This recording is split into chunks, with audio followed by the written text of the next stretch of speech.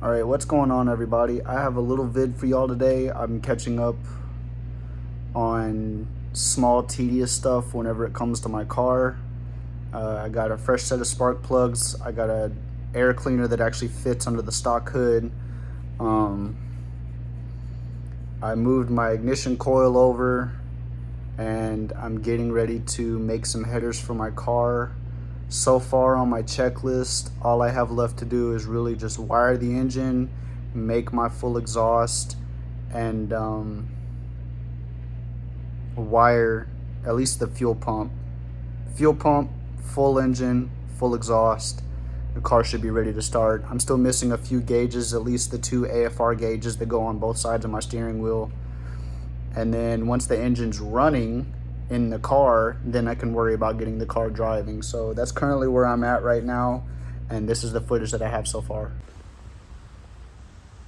All right, so from the looks of it, the 10x2 is going to fit, but the only place it's touching right now, which is very minor, is the rear passenger corner right here on the edge of my hood. I ran a finger around the filter and it all clears because that side has a fender on it still. So I'm pretty sure with the fender and then the hood latches mounted back into place, it should completely clear the hood. So it looks like a 10x2 is going to fit for now with the Victor Jr. intake. And yeah, this will be my setup until I can make my own intake manifold. Hopefully something a little bit more low profile. All right, so I got in some water pump gaskets. They gave me a random kit with a bunch of different fitments. I found the one I needed. So I got a fresh water pump gasket back on this, and I was able to mount all my pulleys. This is roughly how my engine is going to be looking in the engine bay. I got the tensioner pulley because originally my kit, it came without the pulley, just the bracket. So I got the pulley back on it. Everything's all mounted up. And the only thing I have left to do is I need to torque down my harmonic balancer. But it's difficult now that the transmission's on and all that, blah, blah, blah. So I'll probably have to come up with a plan B on how I want to tighten that compared to what I originally did. And I have a fresh set of spark plugs. I got a hold of some very basic. I got a hold of some spark plugs that actually fit now. So these 104s thread into the P heads compared to the AR25s. Yeah, the AR25s. I really wanted to use these, but the threads were too short. So I had to run some basic 104 spark plugs. To my understanding, the ceramic side of the spark plug, I don't know what it's called, is too long to use with regular headers, especially with the wires that I chose, these straight wires. So when I make my headers, I will make them to fit these. And an idea that I had was as the headers basically come out of the head, I'm going to cut them shorter. They're basically going to go straight up into the tri-wise and then curve down through to the bottom of the car.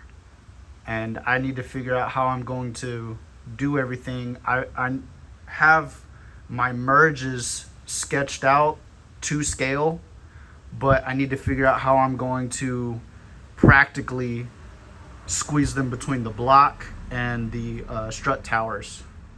And I need to make 4 of those merge collectors, 2 for each side.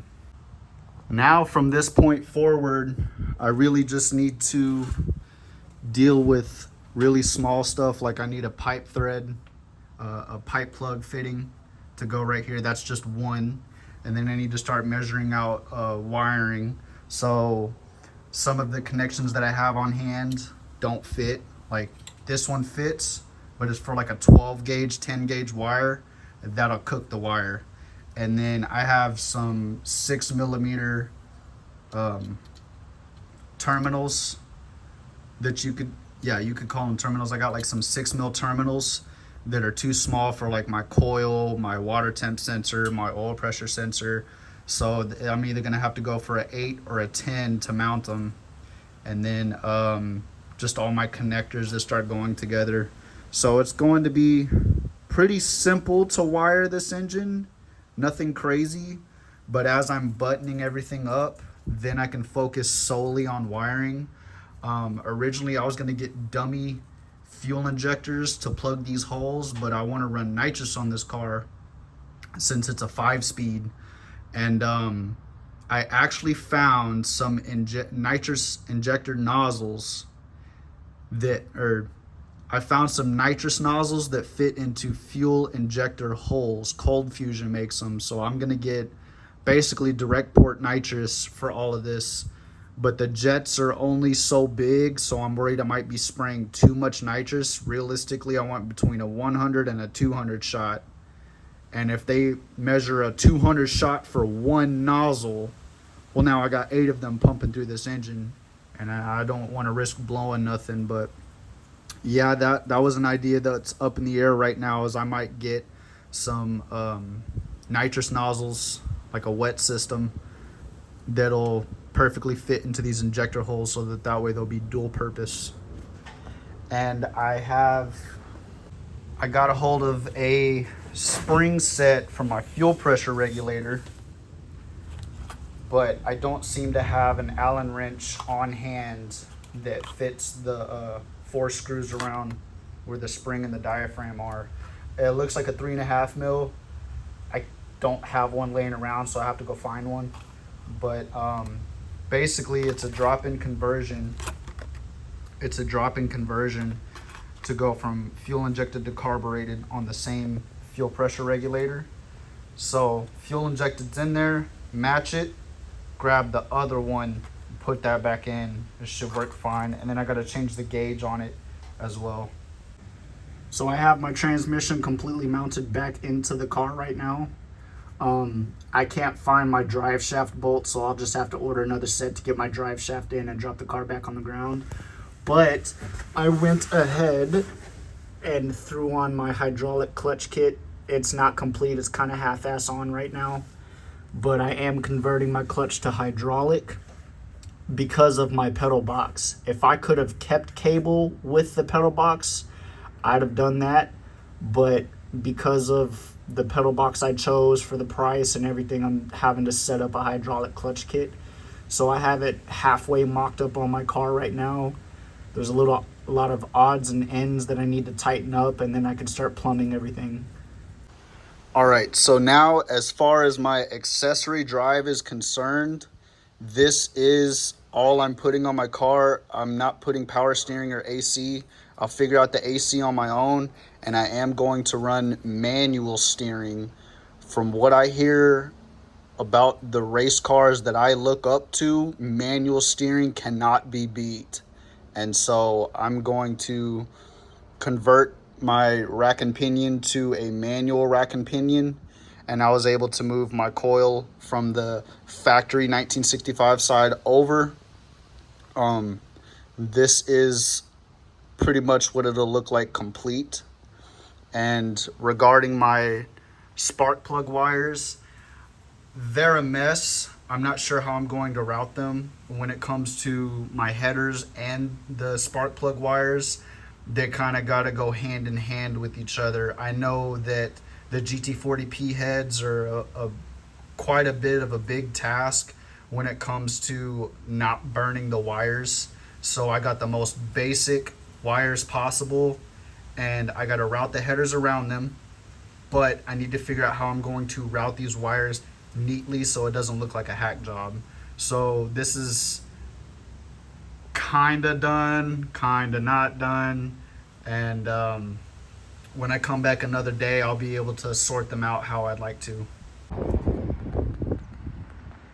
On my truck, I had a Beltec kit that came with hangers for the front, shackles in the back for the leaf springs, and the shackles that it came with made the truck sit way too low, and it began to eat into the flares that I installed.